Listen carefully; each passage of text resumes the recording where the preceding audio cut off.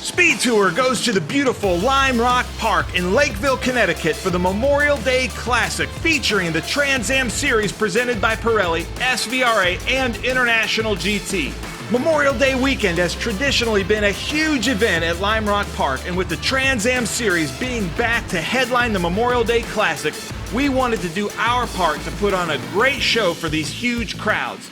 The long weekend, beautiful weather, and park-like setting made for a great canvas for families to come out and enjoy a fantastically diverse weekend of motorsports and machinery.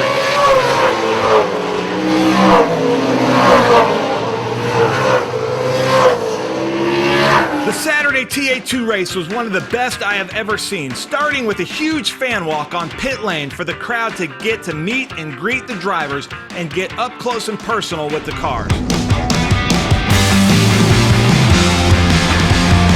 As always, the start of the TA2 race was something to be seen, and they put on a show for all the fans scattered around this 1.5-mile circuit. Thomas Merrill started P1 in his Skip Barber Racing School Mike Cote Mustang, with Dylan McIvern right behind him in the Liqui-Moly Ford Mustang. It seemed Dylan may have had the faster car, but just couldn't seem to get around Thomas.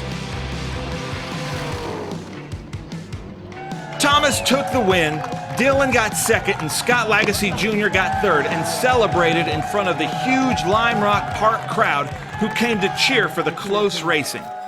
Sunday was the Royals Garage Car Show presented by Hagerty, and I have to admit, this might be my favorite car show I have experienced. The fun continues. Here we are on Sunday, because we don't race on Sunday, but we've pulled together what I think is a pretty cool car show with Hagerty, and it just speaks to the car culture, and this place is amazing. I mean, yesterday's crowd was off the charts, and today, you know, another glorious day to celebrate Memorial Weekend, and tomorrow, full day of racing ahead of us.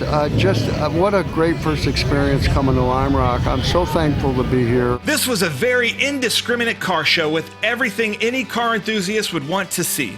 The theme of the car show seemed to be, if you have a cool car, we want it in this show, which made for a community of enthusiasts eager to share their cars and stories with anyone who would listen.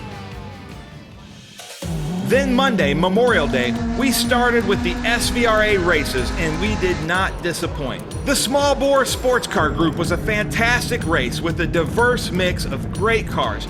I couldn't decide which I liked better between David Porter in his red Lotus Cortina or Simon Kirkby in his Hillman Imp. Groups 5, 7, and 9 had some great racing. Ben Sinnott took off in his cool 97 Lola T97, and then near the end of the race came up to lap the two cars fighting for second, with Jacek Muka in the Swift and Rick Bell in the 78 Ralt RT1. Ben tried for several laps to try to get by these two, but then just decided to play it safe and hang back and watch the battle for himself. Group 6 was a fun race to watch, and as always, a crowd favorite. But I think the vintage race of the weekend may have been in groups 8 and 12, with Ray Zisa in the Vet, Joe Viola in the Orange 240Z, Joe Riola in the Blue-Green 240Z, and Bryce Bandish in the BMW E30 M3. These guys stayed close and swapped positions the entire race, and ultimately, Ray Zisa said he won by a fender. International GT had some great action, with guest Guy Cosmo even joining in for a few sessions in his AMG Mercedes. Locals Paul and John Reisman had a blast on their home track, as well as the other father-son team of Mark and Joseph Bowden. Newcomer Steve Katz put on a huge air show for the fans on the uphill, and the 2017 Mission Foods GT3 champion John Morrow coached newcomer Mike Williams to a few podium finishes over the weekend. IGT also got to bring special guests, the Frankel family from the Drive It Forward program, and their son Jack got to experience a ride in the pace car. But the story of the weekend belongs to local racer Chris Dyson in the Trans Am Series presented by Pirelli.